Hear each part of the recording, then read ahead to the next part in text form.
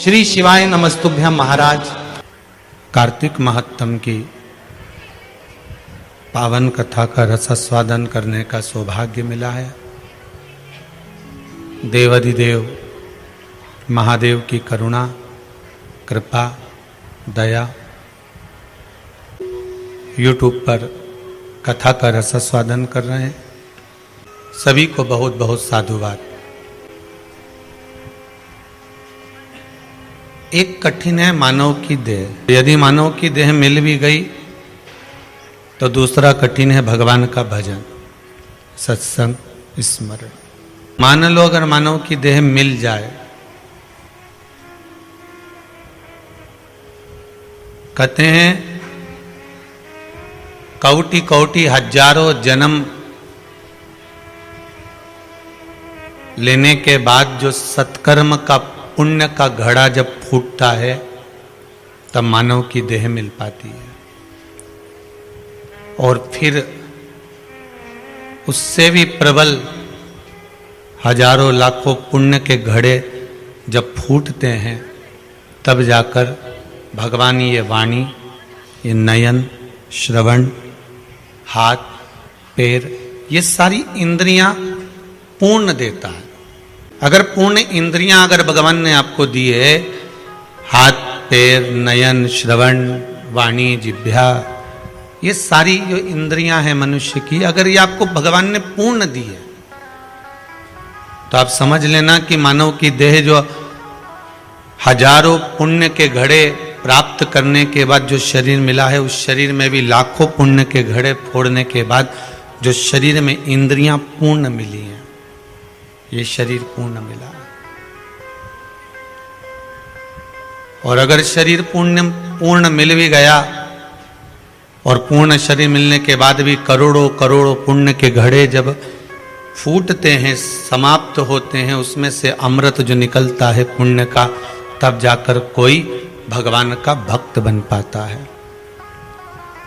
मालूम पड़ता है कि अमृत फीका है इस शिव महापुराण के आगे। अमृत फीका है। अमृत की कोई परिभाषा नहीं। अमृत केवल अमरता प्रदान कर सकता है। प्रभु अपने दर से अब तो न टालो, गिरा जा रहा हूं, उठा लो, उठा। हे प्रभु, खाली न जाता कोई, जैसे लगा लो, लगा लो, गिरा जा रहा हूं, उठा लो, उठा लो। बाबा, अगर तुम्हारे दरवाजे से मैं खाली जाऊंगा तो दुनिया के लोग कहेंगे इतनी उत्साह से गई थी, इतने प्रबलता से गई थी, और उनके दरवाजे पर वो कुंवरेश्वर धाम में कालों के काल महाकाल के द्वार पर इतने भाव से तू गई थी, फिर क्यों ना बाबा ने कृपा कर दी, क्यों ना करुणा कर दी। ये तेरी ही तो दया। ना सुंदर लिखा है, कार्तिक के महीने में जो तुलसी की डंडी को घी में भिगोकर अपनी कामना कर कर भगवान के सामने दिए में रखकर जला देता है, दिए की तरह उससे आरती उतार देता है। कहते हैं उसका जन्म दूसरी बार पृथ्वी पर नहीं होता, वो भगवान के गोलोक धाम में जिंदगी भर के लिए विराजमान हो जाता है। जिंदगी भर दीप की।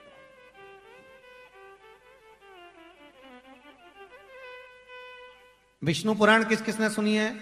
हाथ उठा।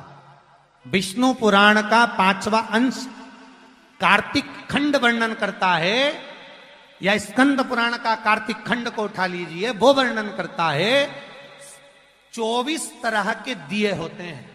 कितने तरह के? 24 तरह के दीप होते हैं।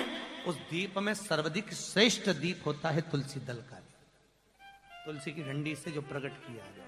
बत्तियों का भी क्रम है, एक लंबी बत्ती होती है, एक गोल बत्ती होती है। होती कि नहीं होती? लंबी और गोल। ये वाला स्पीकर बंद है, बार बार बंद हो रहा है, बार बार चालू हो रहा है, उसको देखिए जरा। बत्ती एक गोल होती है, एक लंबी होती है। गोल बत्ती और लंबी बत्ती में अंतर होता है, बहुत जमीन आसमान का अंतर है, बहुत ध्यान देना इस कथा पर। गोल बत्ती किस किस देवी देवता पे लगती है और लंबी बत्ती किस किस देवी देवता पे लगती है, तो स्कंद पुराण और विष्णु पुराण दोनों कहती है जो लंबी बत्ती होती है वो पितरों की जगह पर, पूर्वजों की जगह पर, पूर्वजों की जगह पर, बड़ के पेड़ के नीचे, पीपल के पेड़ के नीचे लंबी बत्ती का प्रमाण है। किसी देवी के स्थान पर, जो देवी की पूजन करते हैं, जगदम्बा की पूजन करते हो, पार्वती की करते हो, लक्ष्मी की करते हो, कुल देवी का स्मरण करते हो, लंबी बत्ती का प्रमाण। और जो गोल बत्ती होती है वो गोल बत्ती का प्रमाण किसी हनुमान मंदिर, राम मंदिर, शिव मंदिर, जितने देवताओं के मंदिर हैं वहां पर गोल बत्ती का प्रमाण।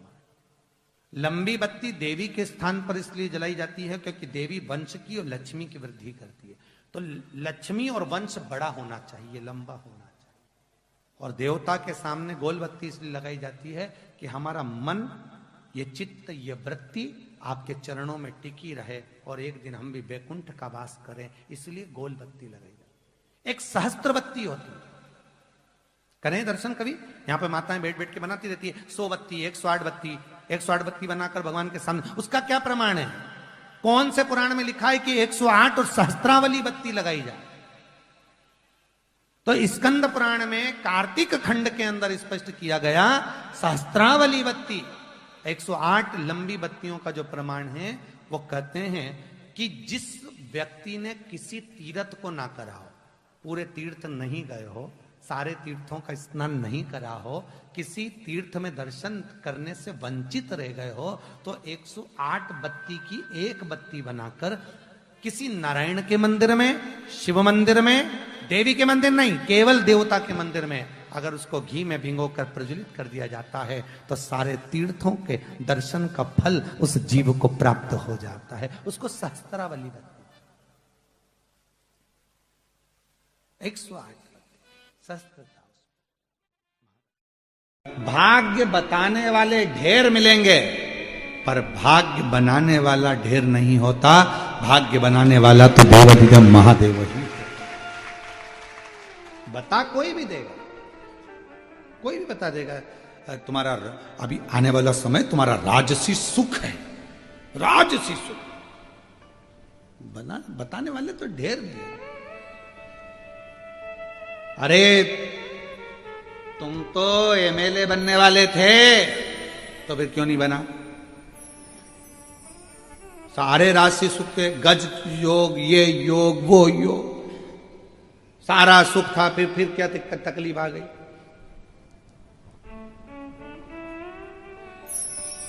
राहु घुस गया, राहु प्रवेश कर गया, ये प्रवेश कर गया, किसी ने कुछ कर दिया, कुछ धर दिया, ये सब चलता।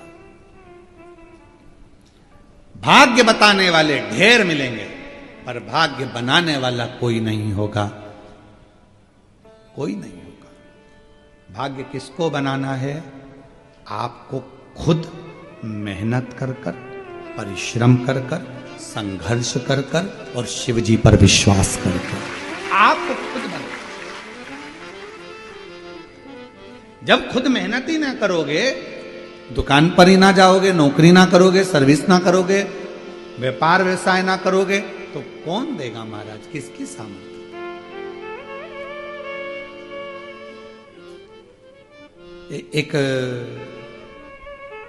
एक हमारे परिचित थे, अच्छे पुराने परिचित थे, तो वो उनकी जो घर में ज्यादा तो नहीं था, जमीन थी 4-5 एकड़, 2-4 भैंस थी और खेती बाड़ी यही काम करते थे। पंडित जी थे, शांत हो गए और हम उनके यहाँ बैठने के लिए गए, तो उनके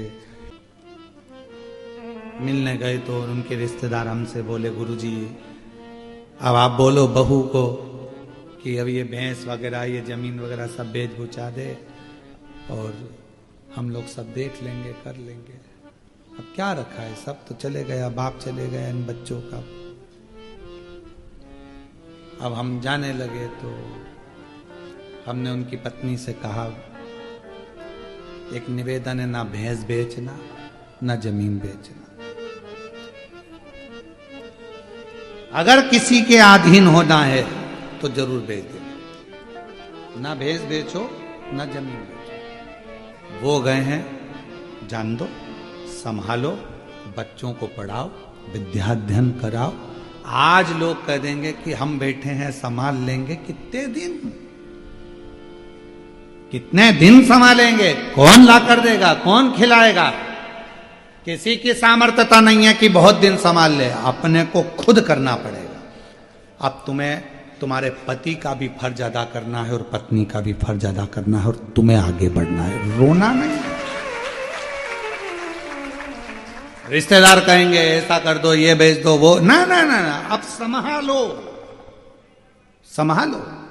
आप अकेले नहीं हो, अब आपके साथ में दूसरा बल भी है, बल। एक बेटी आई थी बहुत पहले जब कोरोना चल रहा था, और उसका वीडियो भी यूट्यूब वगैरह पर डला होगा, बहुत रोई थी, बहुत, लगभग होगा कोरोना के समय पर 2019 के बात होगी। पिताजी चले गए, मां चली गई, भाई है छोटा, कोरोना में दोनों चले गए, खूब रोई, खूब। कहा बेटा क्या हुआ? पिताजी चले गए, मां चली गई, सब, अब कुछ भी नहीं बचा, मेरा भाई और मैं हूं, क्या करें? मैंने कहा पढ़ाई कर रही हो? हाँ। भाई पढ़ रहा है? हाँ। तो हमने कहा एजुकेशन जैसा धन तुम्हारे पास में है तो फिर रोना क्यों बेटा? माता पिता गए हैं, शिव को पिता मानो, पार्वती को मां मानो, और उस माता पिता का फर्ज अब स्वयं अदा करो। भाई को भी पढ़ाओ, खुद भी पढ़ो। आज मैं उस बेटी को, जो कि छत्तीसगढ़ की रहने वाली है, उस बेटी को मैं धन्यवाद दूंगा, बिलासपुर की वो बेटी आज डॉक्टर बन गई है और उसका भाई इंजीनियरिंग कर रहा है। साधुता दूंगा मैं, हिम्मत मत हारो। ये कहने वाले कह देते हैं हमारे पास आ जाओ, हम संभाल लेंगे, हमारे पास आ जाओ, हम खिला देंगे, हमारे पास रहो, अब हमें है ना, सब देख लेंगे, सब संभाल लेंगे, ये भेज दो, वो भेज, ना ना ना ना, अपने पर आश्रित। मेहनत करो, खुद पर विश्वास करो। कोई किसी का साथ नहीं देता, कोई नहीं देता। जब थोड़ा सा धन की जरूरत होगी ना, और कह देना ताऊ जी, ताई जी, चाची जी, चाचा जी, काका साहब, हमको 5 लाख रुपए की जरूरत है, तो पसीने छूट जाएंगे। मामा जी, फूफा जी, 8 लाख रुपए की जरूरत है, 10 लाख की जरूरत है, पसीने छूट जाएंगे। कोई नहीं देता। अपना बल अपने साथ रखो, विश्वास रखो कि मैं अकेली नहीं, मैं अकेला नहीं, मेरे साथ मेरा शिव है।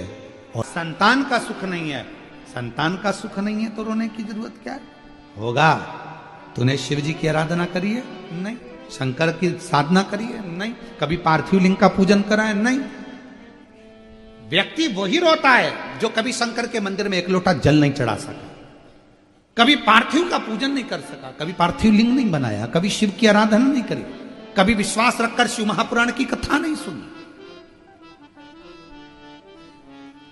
एक बार शिव महापुराण की कथा को अगर किसी ने दिल लगाकर सुन लिया तो उसका दिल नहीं रहता, शंकर का शिवालय हो जाता है, मंदिर बन गया, घर, ये शिव का मंदिर, उसके अंदर शिव बैठ गए,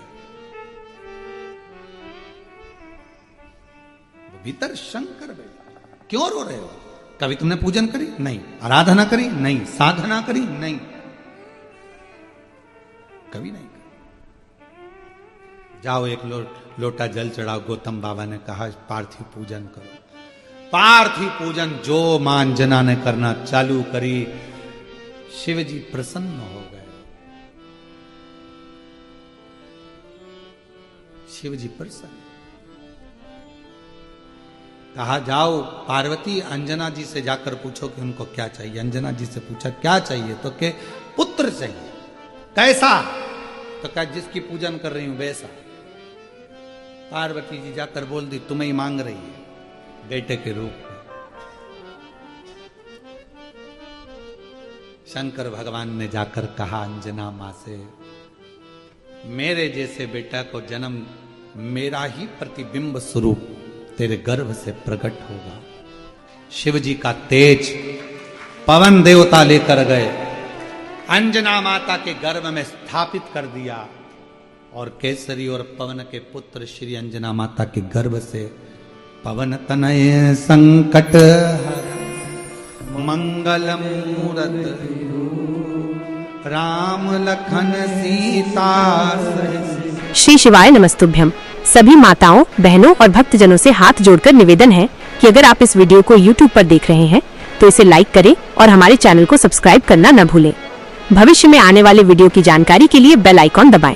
कमेंट बॉक्स में हर हर महादेव अवश्य लिखें और इस पुण्य के कार्य में अपने दोस्तों और परिवार को भी शामिल करें। इस वीडियो को उनके साथ शेयर करें ताकि वे भी इसे सुनकर लाभ उठा सकें। श्री शिवाय नमस्तुभ्यम। हर हर महादेव।